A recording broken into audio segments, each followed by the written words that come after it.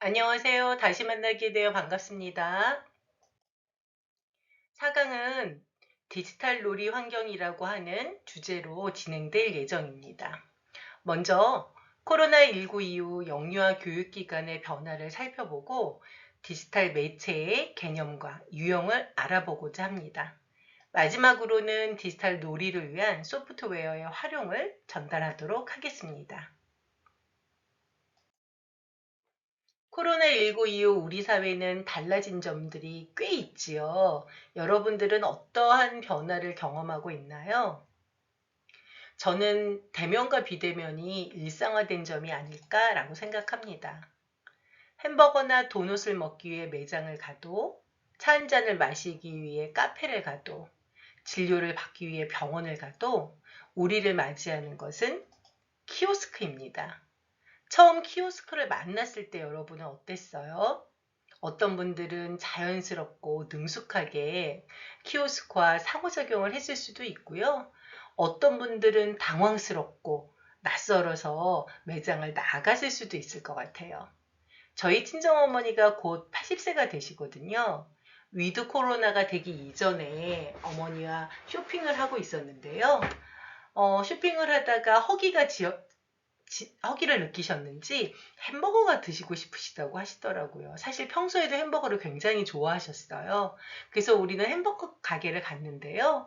햄버거 가게에 있던 점원이 직접 그 오더를 받지 않는다. 키오스크에서 주문을 해라 라고 이야기를 하더라고요.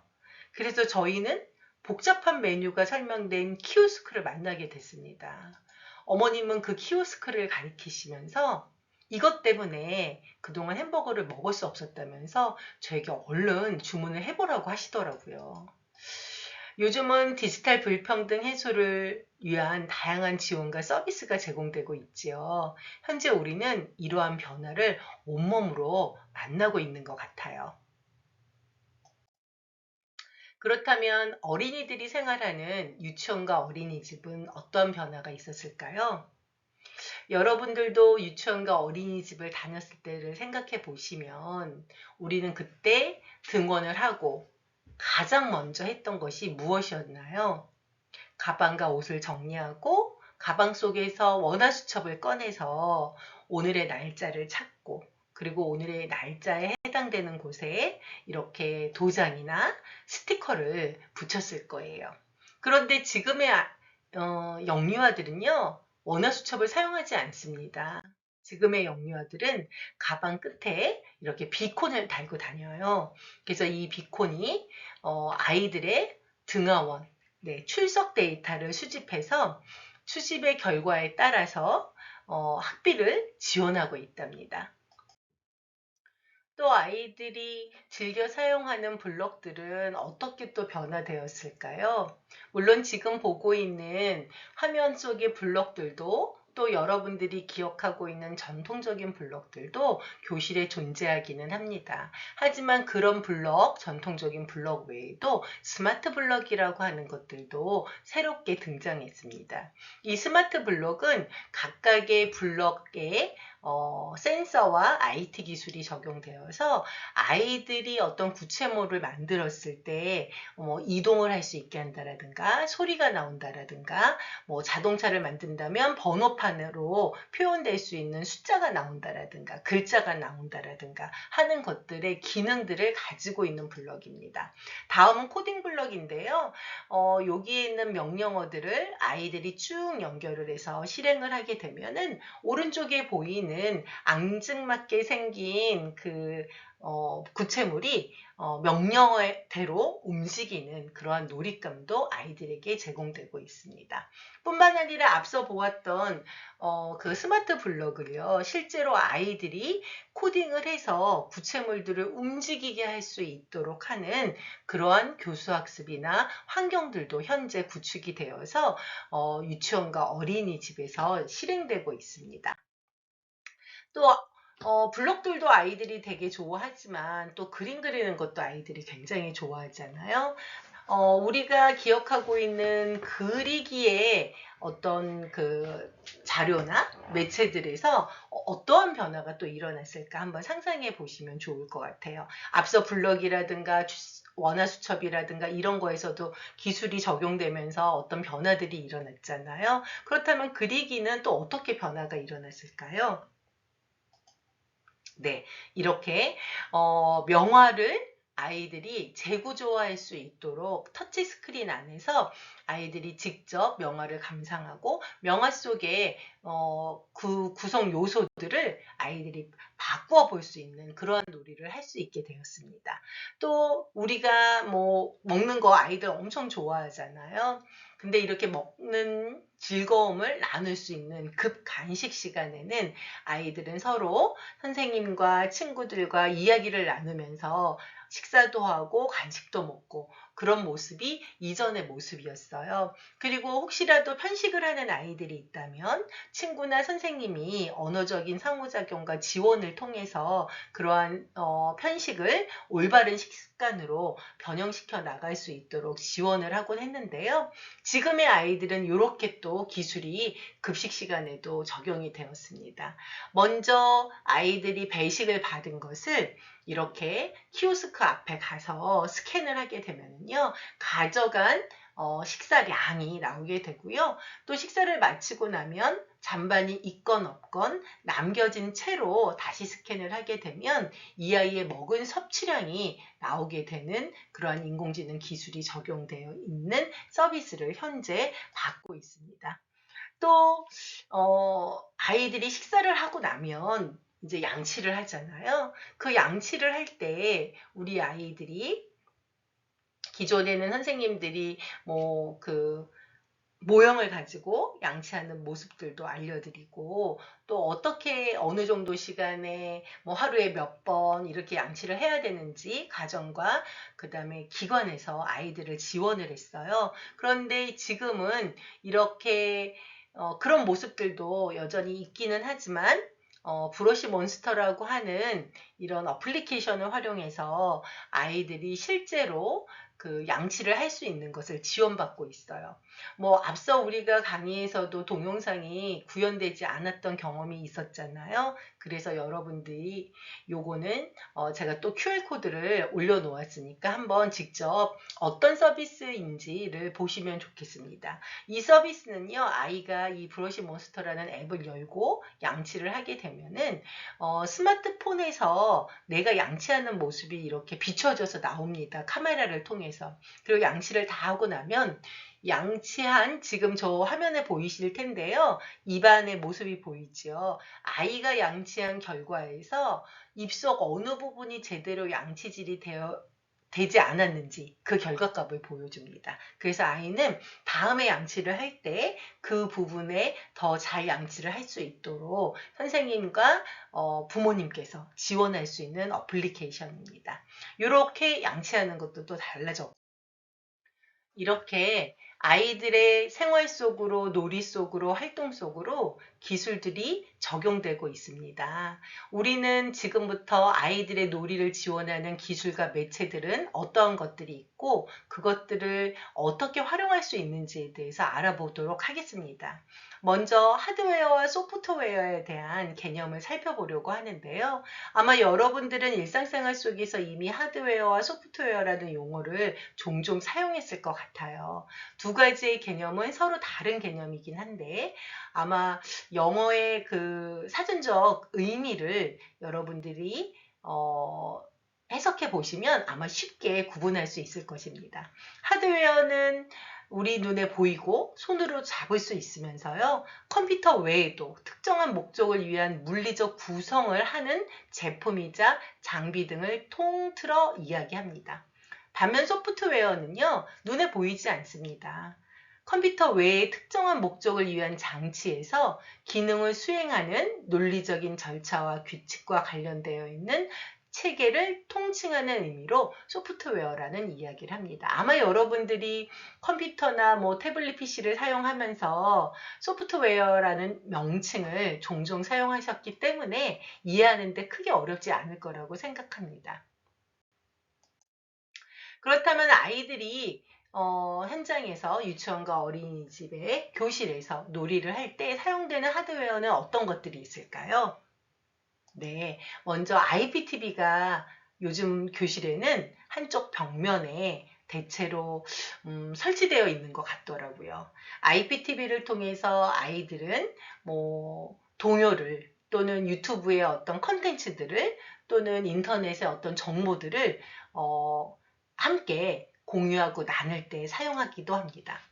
또 지금 보는 거는 디지털 카메라인데요. 디지털 카메라를 통해서 아이들은 대상들, 즉, 뭐, 자연이라든가, 뭐, 친구라든가, 또는 어떤 매체들을 탐색하고자 할 때, 또 수집하고자 할 때 사용하고 있습니다. 또 지금 보시고 있는 건 인공지능 스피커인데요. 요즘 교실 속으로 점차적으로 들어오고 있더라고요. 인공지능 스피커를 가지고 아이들은 자신이 궁금한 것들을 물어보기도 하지만 친구처럼 생각을 해서 이야기를 나누는 것으로도 이야기를 나누는 어떤 대상으로도 인공지능 스피커를 사용하고 있습니다. 또 지금 보시는 거는 전자현미경이에요. 우리가 기존에 경험했던 현미경보다 훨씬 섬세하게 어떤 대상들을 보여주고 있어서 아이들의 어떤 탐색을 지원하고 있습니다. 또 이거는 3D 프린터기입니다. 뭐 요즘 유아교육 현장에서는 많이는 사용하고 있지 않지만 그래도 전혀 사용하지 않는 건 아닙니다. 3D 프린터기를 통해서 우리가 기존에 어떤 구체물을 만들 때 구체물을 만들고자 할 때 실제적으로 우리가 주변에 있는 재료를 통해서도 만들었지만 우리가 그 컴퓨터를 활용해서 3D 프린터기로 이렇게 구체물을 만들어내는 활용을 하고도 있습니다. 또 지금 보고 계신 거는 터치스크린인데요. 아까 우리 명화를 통해서 명화를 재구조할 때도 사용했던 게 터치스크린이었잖아요. 이렇게 요즘엔 교실에서 아이들이 터치스크린을 통해서 다양한 컨텐츠들을 만나고 활용하고 있습니다. 또 다음은 이제 태블릿 PC나 스마트폰도 활용이 되고 있습니다. 아이들이 궁금한 어떠한 정보들을 수집하고자 할 때 태블릿 PC나 또 휴대폰을 사용하기도 하고요. 그리고 또 아이들이 태블릿 PC나 그 스마트폰에서 어플리케이션을 다운로드해서 다양한 어떤 소프트웨어들을 활용하는데 이 하드웨어를 사용하기도 합니다. 그 외에도 내시경이나 마이크 같은 하드웨어들도 아이들이 놀이 속에서 또 활동을 탐구하고자 하는 어떤 활동들을 진행할 때도 사용하고 있습니다. 또 지금 보시고 계시는 제품은 거의 단종이 돼서 제가 알기로는 구매할 수 없는 제품으로 알고 있는데요. 이 OHP도 아주 전통적인 교실 속에서도 많이 나타났던 매체입니다. 하지만 요즘은 이제 빔 프로젝트가 훨씬 더 많이 활용이 되고 있는데요. 기존의 빔 프로젝트들은 뭐 교실이나 강당에 뭐 천장이나 또는 특별한 행사 때 이렇게 활용이 되는 예가 많았었는데요. 지금은 이렇게 소형으로도 나와 있고 이동하기 편리하도록 나와 있어서요. 아주 많이 활용이 되고 있습니다. 그런데 요즘은 이 빔 프로젝트에 소형 이동식 빔 프로젝트에 센서가 부착이 되어 있어서 우리는 직접 터치를 통해서 활동도 가능합니다. 그래서 이렇게 피아노도 쳐보고 아이들이 직접 뭐 계산기로도 활용이 되기도 하고 또 크로마키하고 빔을 연결시켜서 어떤 활동들을 진행하기도 합니다.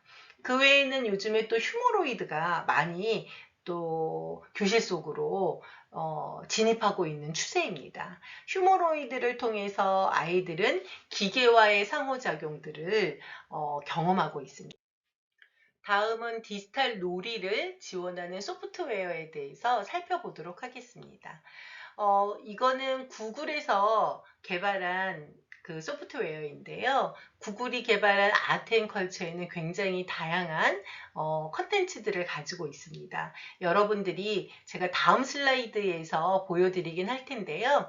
구글 로그인을 해서 우리가 직접 구글에서 만든 앱들을 사용해 볼 수 있는데요. 그 모아져 있는 앱을 제가 좀 다음 슬라이드에서 보여드릴게요. 그럼 한번 직접 살펴보시면 그 다양한 컨텐츠들을 볼 수 있습니다.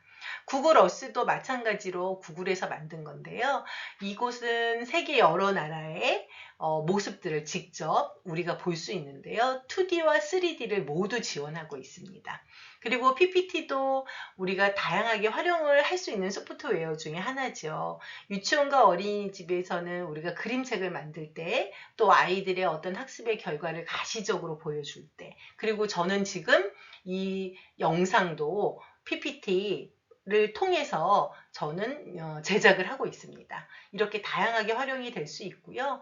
QR코드 같은 경우도 아마 여러분들이 많이 활용하고 있을 것 같아요. 그리고 제가 이번 1강에서도 그랬고 2강에서도 그랬고 여러분들에게 동영상을 직접 송출할 수 없어서 QR코드를 활용했지요. 그래서 QR코드를 우리가 활용도 하지만 제작하는 것도 굉장히 쉬워서 여러분들이 다양하게 사용할 수 있습니다. 또 줌은 여러분들이 너무 잘할 것 같아요. 코로나 시대 때 우리가 비대면 교육을 받으면서 줌을 많이 활용했죠. 현장의 영유아들도 마찬가지로 먼 거리에 있는 누군가와 소통을 할 때 줌을 활용해서 소통을 하는 그러한 활동들도 전개하고 있습니다. 또 이거는 그림판인데요. 유아들이 아까 디지털 카메라를 통해서 수집된 어떤 이미지들을 컴퓨터로 올려서 재구성하고자 할 때 이 그림판을 많이 활용하고 있습니다. 그리고 게더타운은요, 메타버스를 만들 수 있는 소프트웨어예요. 소집단으로만 활용을 하게 된다면 무료로 사용할 수 있기 때문에 여러분들이 원하는 공간으로 디자인하고 구성하길 원한다면 게더타운을 활용해 보는 것도 참 즐거운 경험이 될 것입니다. 아마 이후에 어떤 맥락에서는 제가 직접 개발해 놓은 게더타운의 메타버스를 여러분들과 함께 사용해 볼 수도 있을 것 같아요. 네. 그리고 패들렛 같은 경우는 여러분들이 어떠한 그 기록들을 가시적으로 좀 아름답게 보여주고자 할 때 이 패들렛에서 제공하고 있는 디자인들을 사용할 수 있는데요. 보통 선생님들은 아이들의 놀이 흐름이라든가 놀이 기록이라든가 이런 것들을 만들어낼 때 이 패들렛이라고 하는 소프트웨어를 좀 사용하고 있는 편입니다. 자, 아까도 말씀드렸던 것처럼 구글에서는 정말 많은 소프트웨어들을 개발했습니다. 그래서 이것들을 교육의 현장에서 많이 사용하고 있는데요. 여러분들이 구글의 창을 열고 회원가입을 한 다음에 로그인을 하게 되면 이렇게 보여지고 있는 점점점점 이렇게 9개 찍혀져 있는 게 구글이 만든 앱들이 모여져 있는 곳이에요. 그래서 로그인한 나의 그 아이디 옆에 이렇게 구글 앱들이 모여져 있는 것을 클릭하게 되면 지금 보여지고 있는 창처럼 다양한 소프트웨어들을 여러분들은 볼 수 있습니다. 우리가 유튜브도 많이 사용하고 있고 클래스룸도 현장에서 많이 쓰고 있고요. 젠보드도 많이 쓰고 있습니다. 특히 젠보드 같은 경우는 우리가 아이들의 생각 모으기 같은 것들을 할 때 많이 사용을 하고 있는데요. 젠보드가 곧 10월에 종료가 된다고 합니다. 물론 업그레이드가 돼서 새롭게 우리한테 서비스를 할지는 잘 알 수는 없는데요. 제가 젠보드를 많이 사용하고 있어요. 강의 때도 그렇고. 그런데 이제 10월에 종료가 된다라고 하는 알림을 제가 받아서 곧 종료가 되는 것으로 알고 있습니다. 그리고 또 구글 폼은 너무 잘 알고 있죠. 우리 의견 수집할 때 많이들 사용하고 있으니까요. 그리고 아트앤컬처, 아까 말씀드렸던 아트앤컬처를 여러분들이 이곳에서 어떤 컨텐츠들이 있는지 한번 살펴보시면 좋겠습니다. 예를 들면 이런 컨텐츠가 있어요. 내 얼굴을 찍어서 올리게 되면 나와 유사한 명화들이 이렇게 추려져서 보여지는 이런 컨텐츠들도 있고요. 지금 막 또 이제 생각나는 것들이 없기는 한데요. 여러분들이 직접 한번 살펴보시면 좋겠습니다. 이런 거 생각나네요. 내 얼굴을 또 올리게 되면 어떤 명화 속에 그림 속으로 제 얼굴이 이렇게 또 들어가는 그런 서비스들도 있습니다. 네, 재미난 컨텐츠들이 많이 있으니까요. 한 번쯤 사용해 보고 현장에서 어떻게 사용이 될 수 있는지를 생각해 보면 좋겠습니다. 아까 말씀드렸던 구글 어스 있고, 그 다음에 이 밑은, 구글 밑은 여러분이 많이 사용했던 줌과 동일한 기능을 가진 거라고 생각하시면 되겠습니다. 네, 지금까지 우리는 교실에서 아이들의 디지털 놀이를 지원하기 위한 하드웨어와 소프트웨어가 어떠한 것들이 있는지, 또 그리고 하드웨어와 소프트웨어를 활용해서 어떠한 놀이들을 지원할 수 있는지를 짧게 제가 소개를 해드렸습니다. 그렇다면 우리가 아이들의 디지털 놀이를 지원하기 위해서 하드웨어나 소프트웨어 외에도 환경적으로 구성돼야 될 요소들이 있는데요. 그 요소들을 좀 살펴보도록 하겠습니다. 먼저 우리가 아이들이 디지털 놀이를 지원하기 위해서는 유아들이 자유롭고 편리하게 디지털 기기와 매체를 사용할 수 있도록 무선 인터넷망이 필요합니다. 교실은 안전한 환경을 제공해야 되기 때문에 유선으로 이러한 매체들을 사용하게 된다면 아이들의 안전에 어려움이 있을 수 있습니다. 그래서 무선 인터넷망이 필요하고 현재 우리나라는 와이파이가 굉장히 잘 활용될 수 있도록 인프라 구축이 어렵지 않습니다. 그래서 무선 인터넷망이 처음에 필요하기 때문에 어떤 매체를 사용하다가 이거 왜 이렇게 안 되지? 라는 생각이 든다면 가장 먼저 우리가 확인해야 될 건 와이파이가 잘 연결되었는가? 라는 것을 기억하시면 참 좋겠습니다. 두 번째는 교사와 유아가 놀이와 활동 중에 사용 가능한 디지털 기기와 매체입니다. 우리가 이 놀이를 하기 위해서 다양한 매체들이 필요한데요. 이 디지털 놀이에서도 소프트웨어나 하드웨어가 반드시 필요하게 됩니다. 따라서 아이들이 많이 사용하고 있는 게 요즘은 태블릿 PC, 교실에서요. 그리고 IPTV 이런 것들, 그리고 또 터치스크린, 인공지능 스피커 이런 하드웨어들을 많이 사용하고 있습니다. 이러한 하드웨어를 가지고 아이들이 놀이를 우리가 충분히 지원할 수 있는 환경이 필요합니다. 하드웨어도 굉장히 필요하지만 소프트웨어도 많이 필요하지요. 그 중에 우리가 많이 사용하고 있는 게 어플리케이션과 플랫폼인데요. 디지털 교육 콘텐츠를 사용하기 위해서 교육 콘텐츠를 활용할 수 있는 앱과 플랫폼들이 요즘은 너무 잘 나와 있습니다. 오히려 너무 많아서 어떤 것들을 활용해야 되지를 선별하느라고 오히려 시간이 더 많이 소요된다라고 볼 수 있을 정도로 되게 다양한 앱과 플랫폼들이 나와 있습니다. 추후에는 이렇게 디지털 놀이를 지원할 수 있는 다양한 앱과 플랫폼도 소개해 드리도록 하겠습니다. 마지막으로는 유아의 발달 수준에 적합하며 놀이와 배움이 가능한 콘텐츠들이 우리에게 좀 필요하지요. 또 교수학습 매체로 유아가 스스로 배우는 과정에서 활용할 수 있는 그런 디지털 교육 콘텐츠들도 필요합니다. 아마 여러분들도 많이까지는 아니지만 그래도 디지털 교육 콘텐츠들을 종종 어떤 맥락 안에서 살펴보았을 거라고 예측이 됩니다. 이런 디지털 교육 콘텐츠들이 풍요롭게 지원이 되고 있는 반면에 아이들의 발달과 수준에 어떠한 것들이 적합한가, 아이들이 지금 하고 있는 놀이에서는 어떠한 교육 콘텐츠를 내가 제공해야 될까를 알기 위해서는 먼저 우리가 어떠한 교육 콘텐츠들이 있는지, 그리고 그 콘텐츠들이 아이들에게 긍정적인 부분과 좀 어려움을 주는 부분들은 무엇들이 있는지를 미리 학습하고 활용해 보는 것이 필요합니다. 우리가 예전에도 교재와 교구들을 선별해서 제작을 했을 때 선생님들이 미리 그 교재와 교구들을 활용해 보고 어떤 어려움이 있는지를 예측하고 유아들에게, 영아들에게 제공했던 경험들을 떠올려 본다면 디지털 교육 콘텐츠 역시 다양하게 존재는 하지만 아이들에게 어떤 것들이 유의미하고 어떤 놀이에 적용하는 것이 가능한지를 알기 위해서 우리가 먼저 선행적으로 활용해 보는 것이 필요합니다. 자, 오늘은 디지털 놀이 기반의 놀이 환경 구성 외에도 누리과정 영역별로 우리가 어떠한 그 컨텐츠들과 또 소프트웨어와 하드웨어를 활용할 수 있는지까지를 진행하려고 했는데요. 오늘도 역시 약속된 25분이 다 되어서 오늘은 여기까지 강의를 진행하고 마무리하도록 하겠습니다. 오늘도 끝까지 경청해 주셔서 감사합니다. 다음 5강에서 더 반가운 모습으로 뵙겠습니다.